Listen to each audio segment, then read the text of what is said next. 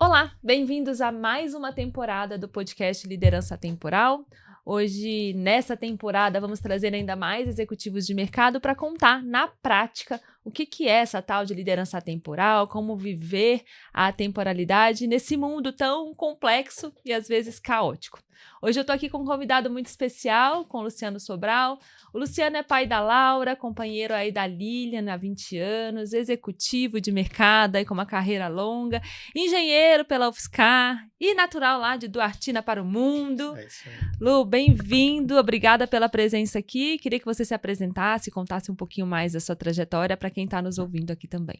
Muito bom. Boa tarde, Gabi. E primeiro, obrigado pelo convite. Uma honra estar aqui nessa cadeira que já teve presenças tão ilustres. Espero contribuir e trazer um pouco aí da experiência que a gente acumula nesses anos de estrada, né? Acho que os cabelos brancos ajudam a gente nisso.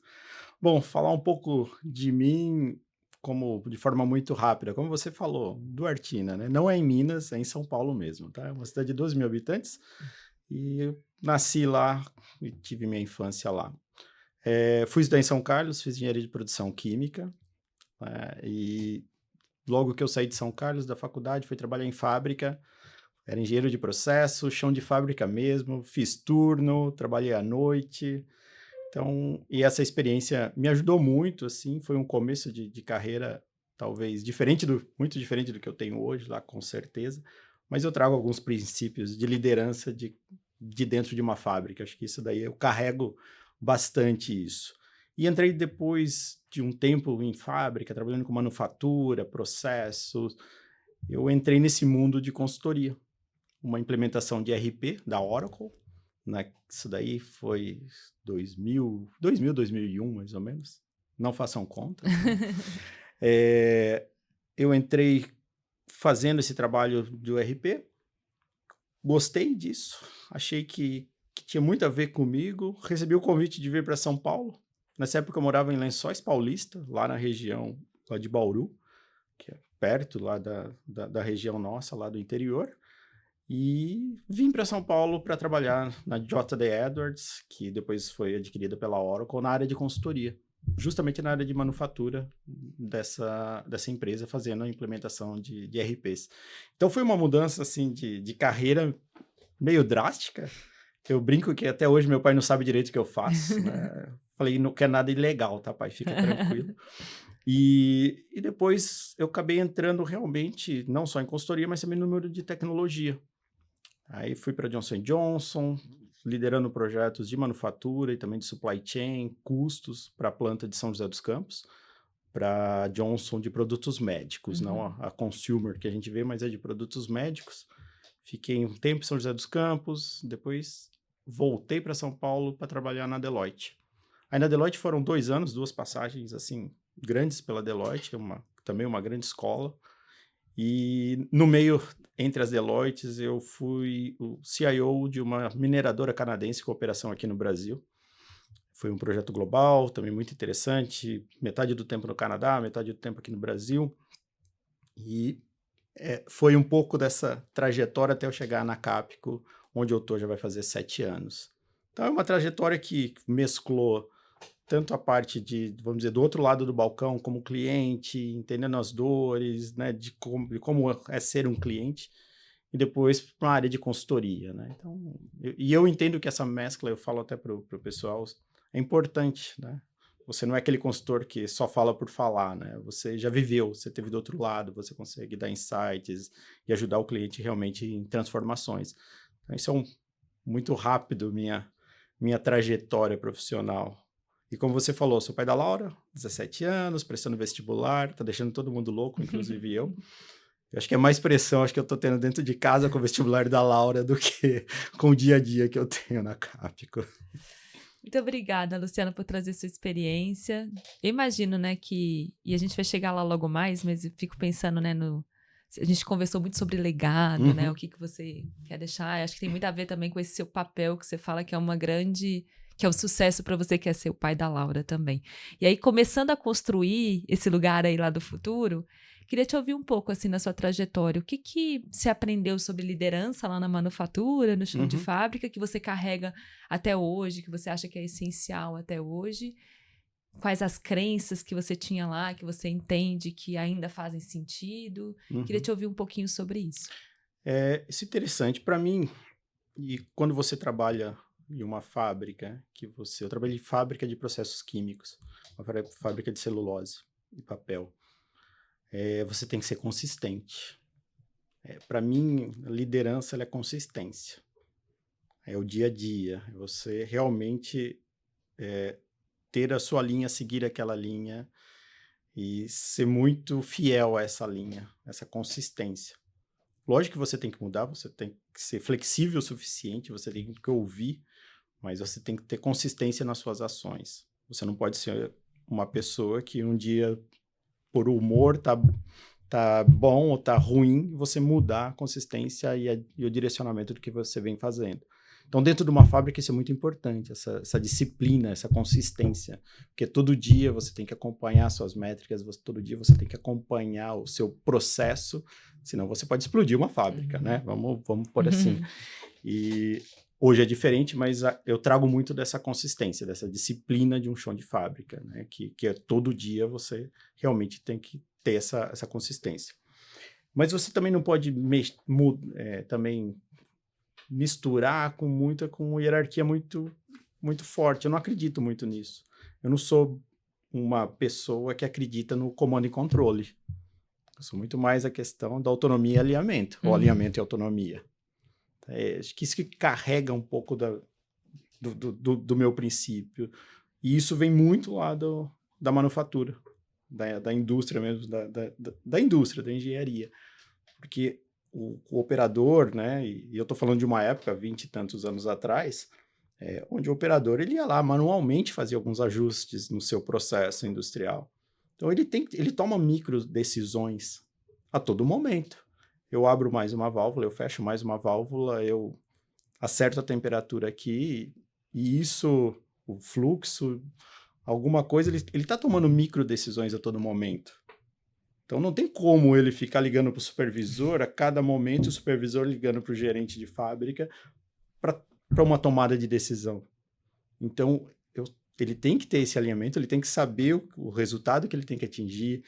Todos na cadeia têm que saber isso, ter muito claro quais são os seus objetivos, o que você precisa tirar de resultado do seu processo, daquilo que você vem fazendo, e tomar suas decisões dentro disso. Então, eu acredito muito nisso. Sou muito menos da crença do microgerenciamento, do comando e controle. Mesmo numa fábrica, eu nunca acreditei nisso. E eu tive, assim, alguns líderes nessa trajetória que mostraram isso na prática. Então, a gente vai bebendo dessa água, vai aprendendo isso. E para mim, acho que isso é uma das grandes lições que eu trago até hoje, assim, se fosse para escolher, seriam essas duas, assim, justamente disso, dessa consistência e também da questão da autonomia e alinhamento.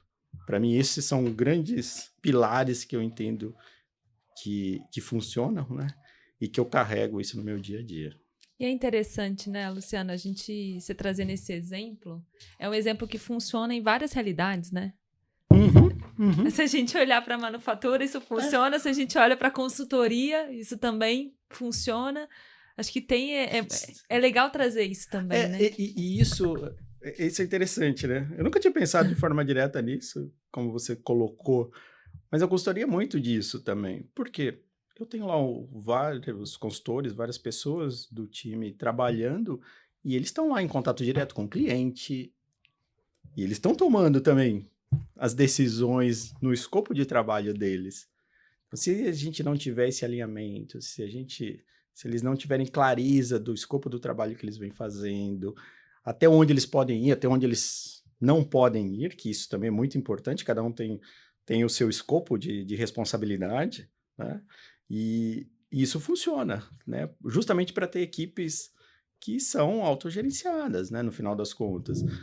Lógico, quando você vem para um ambiente de consultoria, um ambiente de tecnologia, isso é ainda mais crítico na minha visão, né? Que realmente eles precisam ter esse empoderamento, né? São alguns termos que estão aí, mas de tomar essas decisões, de saberem realmente onde eles podem Por isso que entra outro fator, que é a questão da comunicação. Uhum. Se eu não comunico bem, se as pessoas não sabem onde a empresa, para que lado ela está indo, para onde, quais realmente clareza de onde a gente quer chegar, eles não conseguem, né, tomar essas decisões alinhadas com aquilo que a gente quer.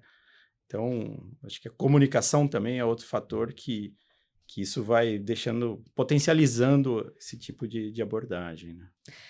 Eu não vou lembrar quem, mas aqui na escola a gente utiliza muito da filosofia, do estoicismo, né, como referência para essa atemporalidade. Uhum.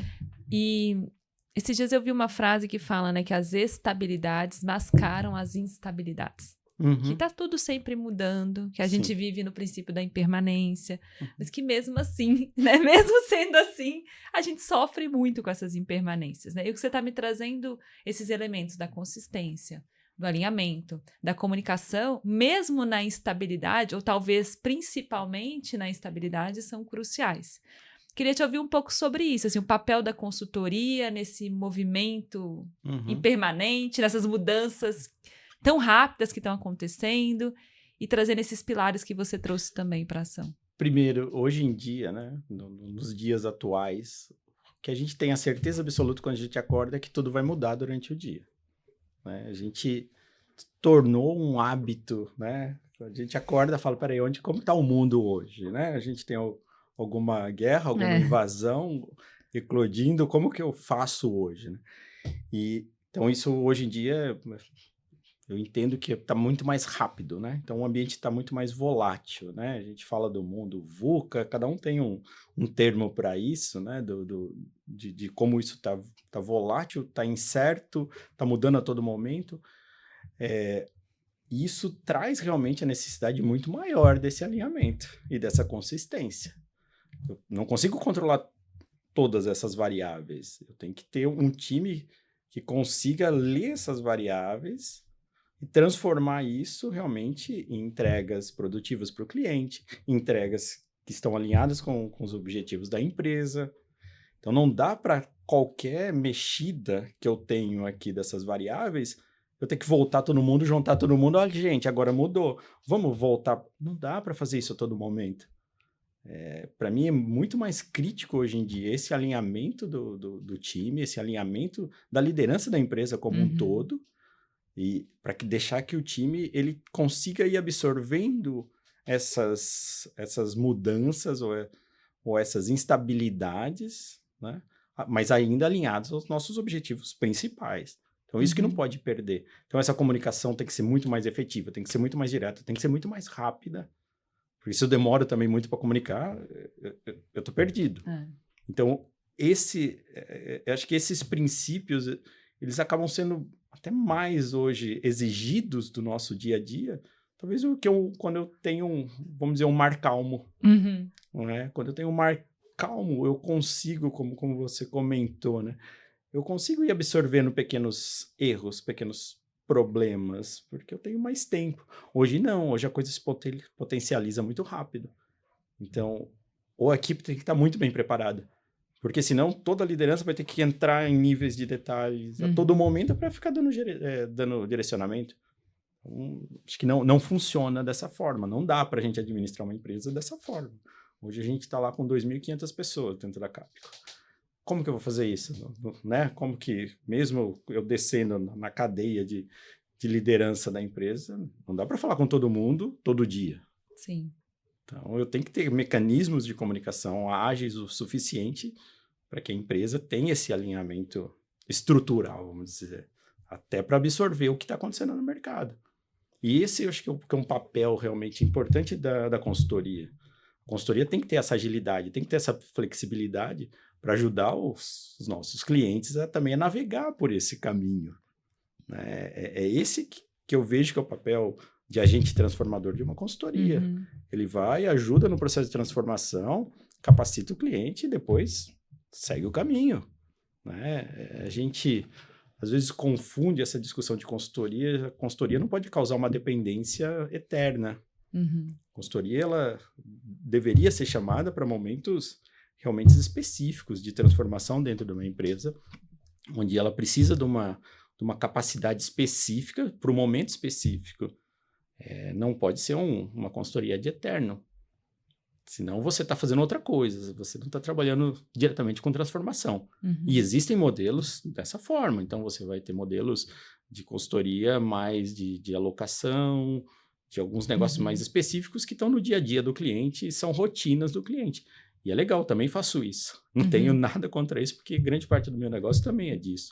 Mas quando eu falo de transformações, o papel da consultoria ele deveria ser muito mais pontual, de transformação, capacitação do cliente, e depois o cliente toca a vida dele.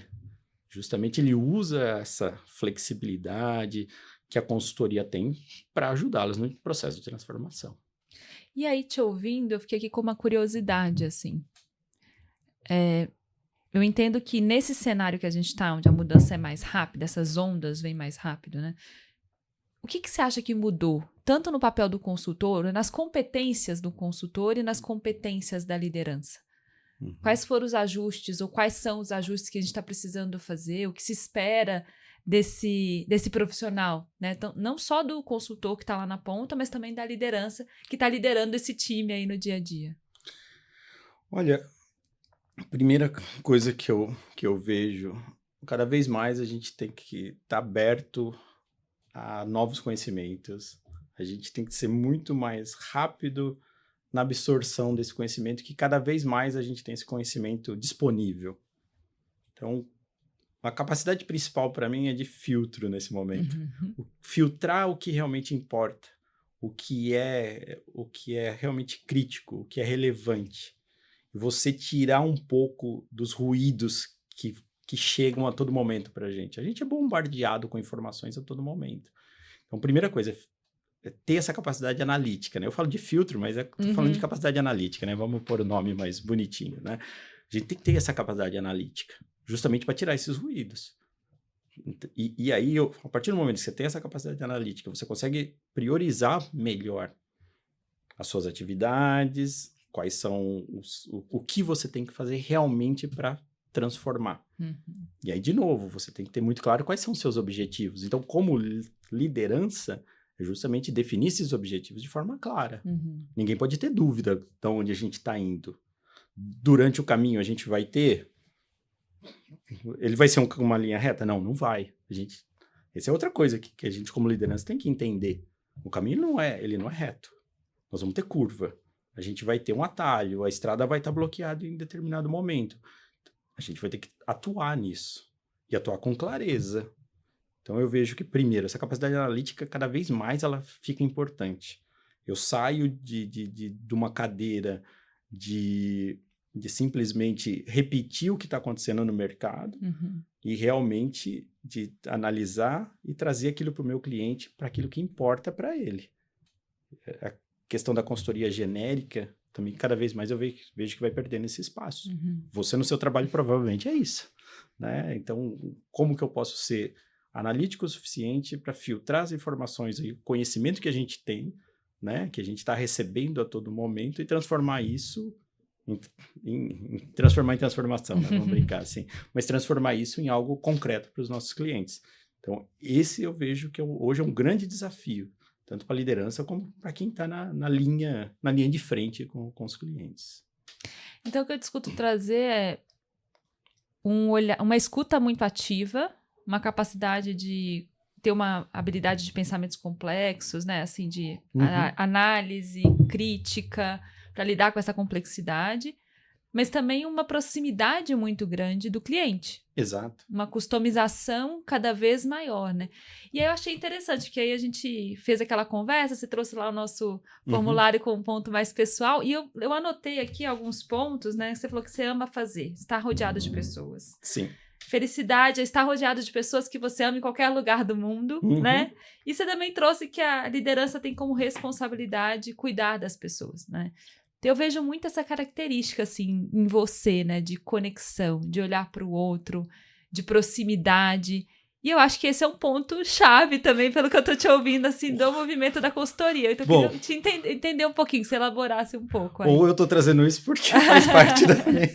Então, eu tô puxando a sardinha, ou talvez meu olhar já é enviesado, né? Vamos dizer assim, né? A gente é enviesado, né? Sim, sim. A gente tem os nossos, né? O nosso viés, né? Mas é interessante, como a gente conversou aquele dia, né? Lógico, eu gosto de conversar, gosto de estar rodeado com os amigos, mas o que eu percebo nos anos é que a gente vai ficando mais seletivo e prezando mais qualidade do que Uhum. quantidade, né? Então, é interessante isso. Talvez seja a parte do amadurecimento nosso, Sim. né? E realmente é isso, né? Como eu brinco, né? Tá no bar da esquina, em Duartina, ou tá num restaurante em Nova York, são legais, desde que eu esteja com pessoas que façam sentido para mim. Sim. A gente começa a ficar mais seletivo nisso. Mas quando eu levo isso para o campo da liderança, e você trouxe um aspecto interessante que é da escuta ativa. Isso daí, para mim, assim, você tem que ouvir muito mais do que falar em alguns momentos. Você sabe que eu já tive problema na minha carreira por causa disso? Olha, Porque muita gente falava, pô, o Luciano é muito quieto. olha só. É, Tinha um julgamento. tinha um julgamento, que era, falou, pô, o Luciano é muito quieto. Eu falei, mas, cara, eu preciso entender um pouco do que está acontecendo, principalmente nos momentos iniciais de carreira. Uhum. Né? Porque eu tinha muito mais que realmente ouvir, para entender, para formar a minha solução na cabeça, né? Acho que é mania de engenheiro isso, né? De querer estruturar muitas coisas, né? Eu tive muito problema disso, né? De falar, pô, mas eu preciso ouvir a pessoa, eu preciso entender o que ela quer para a gente conseguir montar algo junto, né? E depois veio a questão lá dos introvertidos, o Uhum. poder dos introvertidos. Eu me divertia lendo isso. Eu falava, nossa, é isso, agora acho que eu me achei, né? Mas esses são... O fator da escuta ativa é um pouco disso. Às vezes, talvez desse mundo do jeito que a gente está acelerado, tudo, a gente tem essa ânsia de querer responder, você nem terminou a pergunta, eu já começo a responder. Não, calma, cara, termina a pergunta. E eu ouvi de forma genuína para dar uma resposta. E não eu começar já a pensar na resposta. Não, calma, deixa ela terminar. E isso é uma característica que eu vejo que às vezes está faltando hoje no mundo, né? Uhum. E como liderança, se eu não ouvir, se eu não entender as diferentes perspectivas do time, do que eles trazem, que tipo de líder que eu sou, né? A questão do mini-rei, né? Uhum. Que também é outra agora que a gente está ouvindo muito aí, principalmente nos governantes, né? Uhum. Então, essa escuta ativa para mim é muito importante. E quando eu passo isso, né, de liderança por uma consultoria, isso daí para mim é fundamental. Um consultor que não esteja atento ao seu cliente, ele está fora. Eu brincava com o pessoal quando eu trabalhava na Deloitte, eu participava do programa dos jovens talentos, né, que até a gente tinha comentado. Eu falava isso para eles, eu falava, gente, a estrela tem que ser o nosso cliente, não a gente. Eu não preciso aparecer mais que o cliente, eu tenho que fazer que o cliente brilhe. Ele é a estrela, cara, nós temos que ajudar. Faz parte do nosso trabalho isso, e não a gente brilhar. Porque senão vira uma inversão dos valores. Isso vale também na questão da liderança.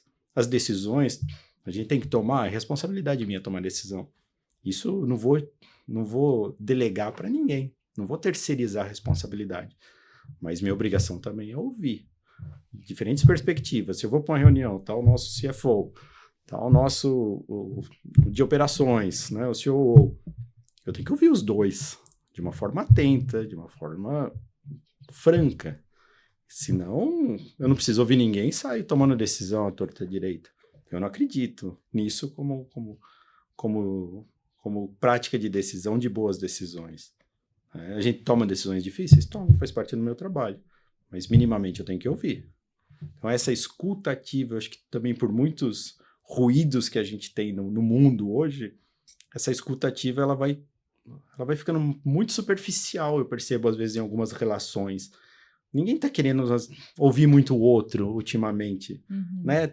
Às vezes eu fico com essa impressão, né? Eu não tô mais ouvindo, eu não quero mais ouvir. Deixa eu falar. Não, calma, cara, você vai ter sua hora de falar, né? Então eu carrego ainda bastante disso, dessa importância da escuta, de você estar aberto realmente a ouvir de forma empática, né? Senão você perde muito. Eu vejo como liderança, se você realmente não tiver uma escuta muito atenta, você vai perder.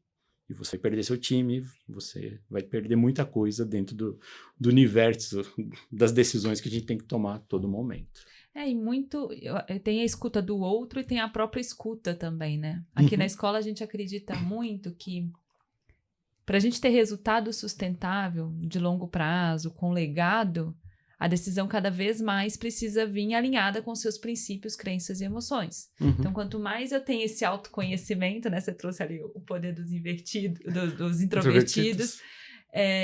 Então, quanto mais eu tenho esse autoconhecimento, quanto mais eu entendo quais crenças estão sendo gatilhadas nesse momento, essa situação, esse contexto gatilhou uma emoção, né? Como é que isso impacta na escolha que eu vou fazer? Porque é isso, os nossos princípios, crenças e emoções levam as nossas escolhas. E quanto mais eu tô alinhado, mais eu consigo ter um hábito que tá condizendo. Então, mais eu consigo fazer no dia a dia aquilo que eu falo. Então, se para mim, né, a escuta é tão importante, seja ela com o outro, seja ela comigo, né, eu comigo mesmo, sim, certamente eu vou criar espaços e rituais para isso acontecer. Né? Isso não é fácil, né, Gabi? Quando eu vejo, né, o dia a dia, eu falo, nossa, Luciano, que bonito isso que você tá falando. Mas as crises que acontecem, como que eu realmente consigo manter alguns desses rituais que você comentou no meio de uma crise? Como que realmente uma crise exige algumas decisões mais rápidas, exige decisões às vezes não tão ortodoxas e a gente precisa fazer isso no momento de crise. Mas alguns princípios também a gente precisa manter. Então, dentro dos momentos de crise, quais são aqueles rituais que eu preciso ainda manter de escuta, de autocontrole, para que eu possa tomar decisões, mesmo que sejam difíceis e rápidas, que sejam decisões que estejam minimamente alinhadas com aquilo que a gente acredita e que também alinhadas aos valores da empresa que eu represento. Sim. Que também são, a gente não pode esquecer, né? Eu falo os pilares e os princípios do Luciano como profissional, como líder, e tem os princípios que são pilares da empresa que está aí há tantos anos no mercado. Então, eu tenho que aliar essas duas coisas. Em momentos tranquilos é difícil, né? Mas em alguns momentos, em momentos de crise. Então, esses rituais, que a gente precisa tentar manter minimamente em momentos também de crise.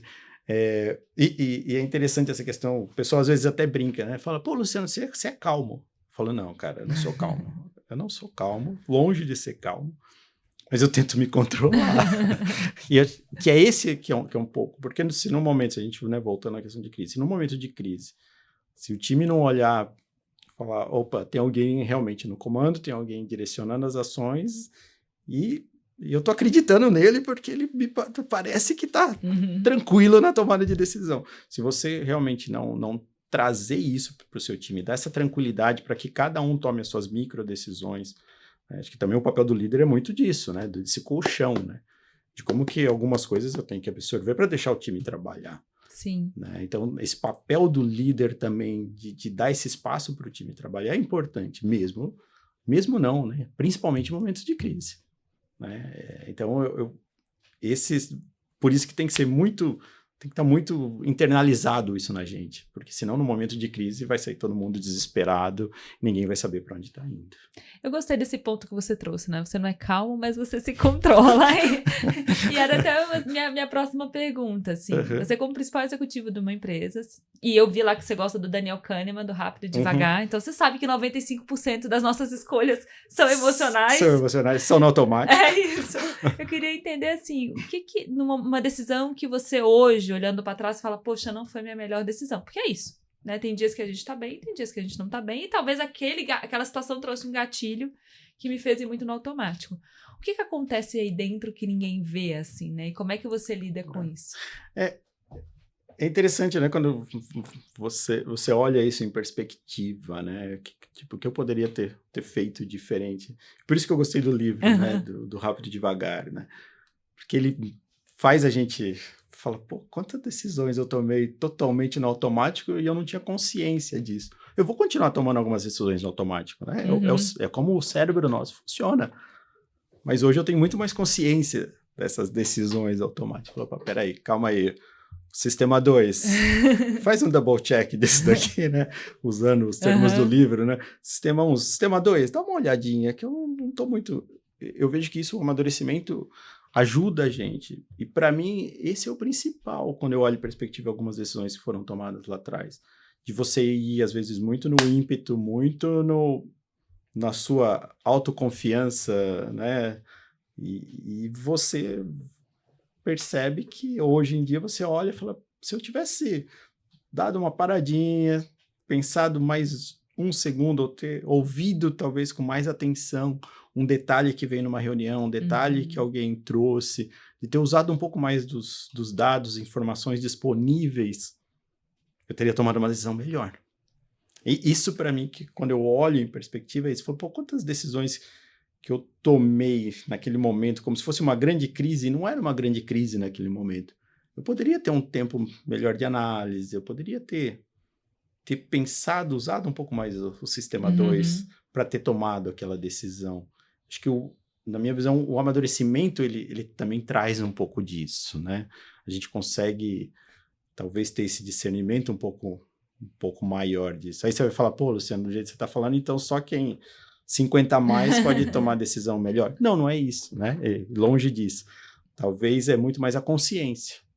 Eu talvez tenha levado um tempo maior para ter essa consciência. Cada um tem o seu timing, né? Mas quando eu vejo algumas decisões que foram tomadas, era justamente isso.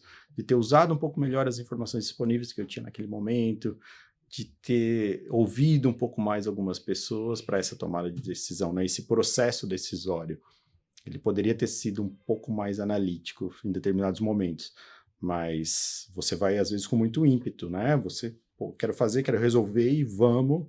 Lógico, depois tem um efeito, o que eu falo, né? Eu vou lá catando os cacos que ficaram pelo caminho, né? Então eu percebo que isso é realmente uma das coisas, quando eu olho em perspectiva, algumas decisões que foram tomadas realmente com esse ímpeto, que a gente poderia ter sido um pouquinho mais analítico em algumas coisas. E hoje em dia eu vejo, né, tenho conversado com alguns executivos, até parceiros lá do LeaderX também, e eu vejo o desafio que é equilibrar a pressão do resultado no curto prazo, né, porque é isso, o sistema é movido desse lugar, Sim. Com a longevidade do próprio resultado, mas também da cultura, dos valores, dos princípios, até do próprio legado. Eu queria te escutar um pouco sobre isso, assim. Como que você busca equilibrar? Eu sei que não tem fórmula mágica, mas como você busca esse equilíbrio do curto e médio e longo prazo? Nas suas decisões ou nos projetos que vocês acabam tocando dentro de casa, assim? Eu até brinco com o CFO nosso, que depois que inventaram esse negócio do quarter, sabe, do trimestre, tá? Todo mundo ficou louco, então parece que tudo gira em torno do quarter, né? Então é isso, essa pressão do curto prazo, né? O quarter, então parece que cada quarter a gente começa tudo de novo. Não, gente, calma, né? Como equilibrar justamente esse alinhamento desde do nosso CEO global, com os CEOs das regiões, é ter muito clareza de qual a trajetória que a gente quer para a empresa. Então, para onde a gente quer crescer, qual o tipo de serviço que a gente vai fazer, como a gente cuida dos nossos clientes. Então, tem alguns pilares de longo, que eu falo, não longo, vou falar mais de médio prazo, porque hoje falar em longo prazo é um negócio complicadíssimo. O que é longo prazo, né? 3 anos hoje parece já um longo prazo. Então, quando a gente fala de horizontes aí de 3, 5 anos, a gente tem que ter muita clareza de onde a gente quer chegar, né? E como a gente tinha falado lá atrás, né, o caminho ele não vai ser linear, ele vai ser um caminho tortuoso, né? Então, primeira coisa é ter essa clareza. Então, o que eu quero, né? Ou o que eu espero que a gente, como empresa, que a gente seja daqui a 3 anos. Então, eu tenho que ter clareza disso. Não posso mudar a todo momento o que eu quero ser daqui a 3 anos. Senão, aí fica muito complicado. Então, para mim, é esse o equilíbrio. Então, eu tenho que ter muita clareza de onde a gente precisa chegar, do que a gente... Então, talvez não do que a gente precisa fazer, porque o fazer, a execução, ela tem que ser flexível o suficiente para você se adaptar, para você ir adaptando e fazendo essas mexidas na execução de forma ágil. Mas os objetivos não, eles têm que estar muito claros. Então, para mim, esse é o papel exatamente da liderança hoje nesse mundo, né? Como que eu deixo isso bastante visível para as companhias, em termos de clareza? Se eu não posso falar de planejamento de 10 anos, acho que em 3. Então vamos combinar 3? Bom, cara, 3 a gente sabe onde a gente quer chegar, tem que ter clareza disso. A execução ela tem que ser ágil o suficiente para ir se adaptando ao que está acontecendo naquele momento. Então, no quarter, o que eu realmente preciso me adaptar para aquele quarter, mas eu não posso mudar a todo momento. Então, para mim, esse hoje é um grande desafio da liderança de deixar muito visível para a organização a clareza desses objetivos. Porque senão todo mundo se perde no dia a dia, que o dia a dia é massacrante. Né? O dia a dia, a operação, ela tem coisas novas a todo momento. Então eu preciso ter isso daí. Isso daí até puxa um gancho, você não me perguntou, mas eu vou contar uma história Eu aqui. quero saber. A gente estava numa reunião com os líderes, né, da Capco de várias geografias, né, de todas as geografias, né, foi o encontro que a gente fez, e a gente estava discutindo isso. Então eu estava lá com o líder dos Estados Unidos, e ele lá meio que, às vezes, desesperado, não, agora que esse negócio, com o que está acontecendo com o Trump, eu olhando para ele, não, Luciano, como você está desse jeito? Eu falei, cara, eu sou brasileiro. Então, essas volatilidades de governo é uma realidade do Brasil. Eu falei, não é algo que eu me orgulho, mas é algo que eu tive que aprender a conviver como pessoa e como profissional. Falei, não adianta você tentar reagir a qualquer movimento que está acontecendo a todo momento.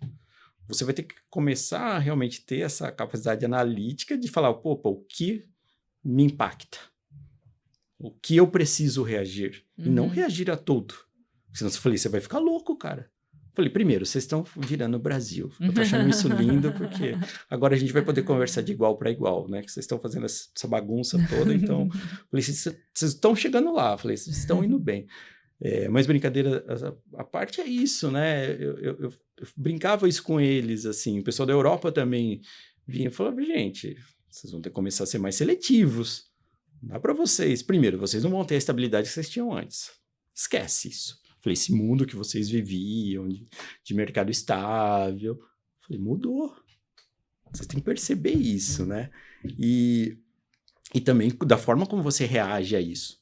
Você tem que ser ágil, você tem que ser muito mais flexível, você tem que adaptar a sua execução de forma muito rápida.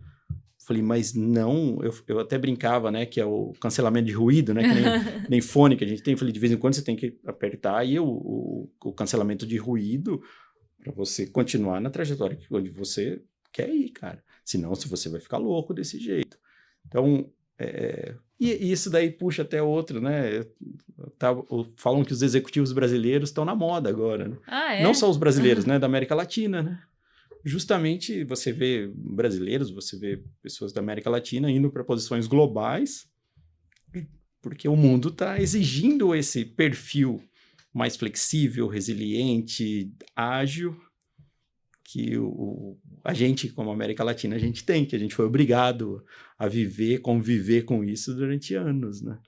E você acha que a IA impacta assim, de que forma nesse cenário? Não só porque assim, eu fico pensando, né?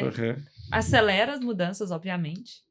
Mas agora a gente também tem os agentes de IA. Então, será que tem novas habilidades enquanto liderança? Ou essas que você trouxe de adaptabilidade, resiliência, alinhamento, né, clareza de futuro, comunicação, você acha que também daria conta, entre aspas, né, dessa nova tecnologia, ou nesse novo jeito de ser que a IA está trazendo? Bom, primeiro, se alguém falar que tem a resposta definitiva para isso, eu quero ouvir também, que eu estou procurando, tá? Eu vejo que a gente está numa fase de transição, de como a gente, como sociedade, de como indivíduo, a gente vai reagir ao que a IA está trazendo. A gente ainda está tentando absorver isso, né, no dia a dia nosso, né? Vamos ser sinceros, acho que também a gente precisa pôr as sandálias da humildade, né, e entender que é um mundo novo. A gente está numa revolução, né?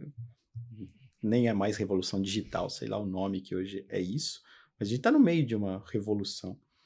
E a gente está aprendendo como lidar com isso no dia a dia. Mas eu vejo, a questão de capacidade analítica ela é muito mais importante. A gente cada vez mais vai demandar isso dos profissionais e da liderança também. Outra, adaptabilidade e aprender, para mim também, a gente às vezes, a gente é meio arrogante, né? Vamos ser sinceros, né? Que a gente acha que já sabe tudo e agora aqui eu tô tomando minhas decisões, agora... E não é isso, né? O que a gente está vendo hoje é que a gente está tendo que aprender, ou reaprender muito mais coisas, de muito mais rápido. Então a IA, ela pode ser uma grande ferramenta nesse processo de aprendizado para a gente, e a gente deve usar isso como líder. A gente tem que incentivar nossos times a usar de forma responsável, criar os mecanismos de governança corretos, porque a gente vai ter que controlar. A gente não controlar, não é mais talvez o controlar, mas sim gerenciar esses resultados da IA e como a gente orquestra esse novo mundo da IA dentro das organizações. Porque o que eu vejo também hoje, o que a gente às vezes escuta, entendem como a IA como um novo plugin que vai, vamos automatizar processos usando IA. Mas calma aí, a IA não é bem isso. A IA eu vejo que é muito mais como reescrever novos processos, novas dinâmicas de mercado, nova dinâmica de negócio, e você não tratar mais como só uma ferramenta, e sim como um grande poder de transformação dentro de processo dentro de uma empresa. Então, não é automatizar ou colocar IA num processo existente, mas como que eu revejo todo esse processo. Então, para isso, é muito mais importante esse conhecimento de indústria, que isso não se perde. Se você tem um conhecimento específico de uma indústria, cada vez mais vai ser importante. E essa capacidade analítica. Então, o que realmente faz sentido para mim? O que faz sentido para o meu cliente? Como que eu repenso um processo, né? Que a gente vê um livro que era da década de 2000, acho que foi, que era o Reimagine, Reimagine, né? Que ele já falava isso de como recriar as organizações. Então, são alguns conceitos que estão há muito tempo por aqui. Só que agora a gente está vendo isso de uma forma exponencial. Então, acho que e para mim, essas capacidades analíticas cada vez mais vão ser necessárias, de ter esse senso crítico, de filtrar, de conseguir aproveitar aquilo que realmente é válido, útil e vai trazer valor. Porque senão a gente vai viver num mundo de ruídos sem trazer valor nenhum. E qual que é o diferencial de ser humano numa era de IA? O diferencial de ser humano, primeiro, a empatia, para mim é o principal. Por mais que a gente faça, automatize, reveja processos, esse lado humano de como a gente interage como sociedade, como que a gente interage como organização, eu acredito que isso vai se perpetuar. Isso, se a gente perder isso, talvez a gente esteja perdendo questões humanas, né? Então, eu acredito muito nisso. E isso a gente precisa realmente conservar como sociedade mesmo, né? Porque o fator humano, hoje que a gente vê, ele é importante justamente não para controlar, mas como que eu analiso aquilo que tá saindo da minha IA, qual o resultado dos novos agentes de IA que eu tô colocando em prática dentro da empresa e das decisões. Eu não posso terceirizar todas as decisões. Eu tenho certeza que as decisões que estão sendo tomadas estão alinhadas com os meus objetivos, estão alinhadas com os princípios éticos da minha empresa. Eu preciso criar essa governança, e às vezes quando eu falo isso, o pessoal fica bravo comigo e fala lá vem falar de governança.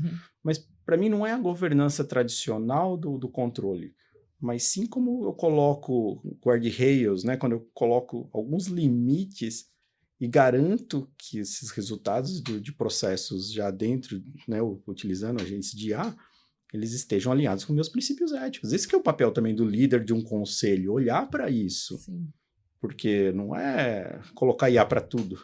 Mas como que eu garanto que essa IA, que é uma ferramenta, e nem falo uma ferramenta, mas é algo tão revolucionário que a gente está vendo acontecendo na frente dos nossos olhos, mas que isso esteja realmente alinhado com os meus princípios éticos, eu não vou ter questões de vieses complicados relacionados a isso. Como que eu garanto que esses resultados não tenham questão de reputação da minha empresa? Então, são uma série de questões que eu falo que é uma governança um pouco mais ampla, que é muito papel do líder, do CEO, do board da empresa, do conselho da empresa, olhar para isso e garantir que isso esteja acontecendo, né? Então, é um mundo que a gente ainda está tateando, né? Não vejo ainda uma resposta definitiva para isso. E se alguém tiver, por favor, mande para o meu telefone que eu vou adorar. Vai descobrir junto, né? Isso. Eu tenho mais 2 perguntinhas para encerrar. Vamos lá. Falamos aqui de várias competências, né? Tanto para liderança quanto para consultoria, de habilidades, aí, comportamentos. E eu tenho certeza que está todo mundo aí que está nos ouvindo e nos assistindo perguntando, mas me dá dicas. Quais rituais, quais os caminhos, né? Para ter esse olhar atento e curioso, para ter essa empatia. Eu acho que hoje em dia a gente pode cada vez mais falar, né? Que estamos como um ser integral no ambiente de trabalho, né? Não separamos pessoas de profissional. Então, queria te ouvir um pouco, Luciano, que como é que você cuida desses rituais que envolvem corpo, mente e espírito aí, para te deixarem cada vez mais consciente, né? Onde você atua hoje, não só na vida profissional, mas também na vida pessoal. Eu acho complicado essa questão de dar dicas, porque cada pessoa funciona de uma forma, tem alguma coisa que pode funcionar muito bem para mim, não funciona para o outro. Então, eu não falaria de atividade específica, né? A gente até estava conversando aqui fora. Eu gosto de andar de moto. Para mim, moto é um negócio que me ajuda a manter foco, atenção 100%. É isso, cara. Isso me ajuda demais. Mas nem todo mundo vai andar de moto, né? Então, eu não vou falar para todo mundo sair andando de moto, que daqui a pouco vão ter relatos de mães me ligando, né? Que você falou pro meu filho andar de moto. Eu não vou falar isso dentro daqui. Mas a gente tem que encontrar algumas atividades dentro do nosso dia a dia que realmente faça sentido para você, que você entenda que fala, esse é o meu tempo. Outra coisa que eu tô fazendo ultimamente é yoga, né? Que fala, pô, você anda de moto que nem um louco e depois faz yoga, né? Mas acho que é um pouco desse paradoxo, né? Mas você encontrar realmente aquele momento que é seu. E você vai ter que encontrar esse momento. Então, o que é o seu momento? É brincar com o seu cachorro? É estar lá brincando, fazendo um jogo com seu filho? Mas encontre aquele momento realmente seu. Que você consiga, por um lapso de tempo, deixar de lado esses ruídos, deixar o celular de lado. Falar, esse é meu momento, né? De você realmente esfriar a sua cabeça, né? De trazer um pouco de você. E você pode falar de dicas, cara, eu gosto de fazer trilha, que seria uma coisa legal, de fazer caminhada, acho que tem muita, ler um livro, né? Você pode fazer tudo isso junto, né? Um podcast, o que seja, mas encontre seu tempo, né? Encontre seu tempo, tem esse momento, deixe de lado um pouco seu celular, essa loucura que o dia a dia nosso traz, desse ruído de São Paulo, né? A gente que mora aqui, qual que é o seu momento? Encontre isso. E pode estar em coisas que você nem imagina, né? Então, quando falar quais da dica, eu não gosto de falar de uma atividade específica, porque cada um tem a gente brinca lá, fala muito na Capco, que é o Be Yourself at Work, que é um conceito muito forte lá dentro da nossa cultura, dentro da empresa. E o ser você mesmo no trabalho é isso, né? Você ter os seus momentos, você respeitar a sua individualidade, de você ter sua palavra, né? E eu acho que para mim o dia a dia nosso, ele exige um pouco dessa volta pra gente, sabe? Aquele momento, eu volto pra mim, será que é coisa introspectiva? Não acho que eu sou extrovertida e eu tenho esse lugar. É um lugar de presença, né, também. De uma qualidade de presença consigo, assim. E eu acho que... Eu não sei, outro dia eu tava na terapia e a minha psicóloga falou, qual que é seu hobby? Eu falei, boa pergunta. Deixa eu relembrar qual é. Porque é isso, a gente... Por um tempo eu achei que o meu hobby era fazer atividade física que eu faço, mas não é um hobby, é uma coisa que eu gosto de fazer, mas não é um hobby. Então acho que tem esse lugar também, né? Porque às vezes as pessoas falam, qual o seu hobby? Você fala, pô, mas qual a definição de hobby? Vamos começar, né? Por que você precisa de um hobby? Então, esse é outro também um pouco da sociedade nossa de rótulos, né? Que eu fico rotulando as coisas. Eu preciso ter um hobby, eu preciso ser um pai presente, eu preciso... Cara, a hora que você pega isso, soma tudo, eu falo, eu preciso ser tanta coisa, quando que eu sou eu, né? Você precisa ser uma mãe presente, né? Você precisa ser um pai presente, você precisa ter uma escutativa com o seu time, você precisa fazer networking, você precisa fazer esporte, você... Cara, calma aí, o que eu preciso? O que eu tô olhando para mim, né, como ser humano, o que eu preciso? Às vezes a gente está muito preocupado em nos encaixarmos nessas caixinhas do eu preciso ler tantos livros por ano, eu preciso estar presente, eu preciso. Tá, mas você, o que você precisa? Será que a gente pensa nisso? É isso que eu chamo um pouco a atenção, né?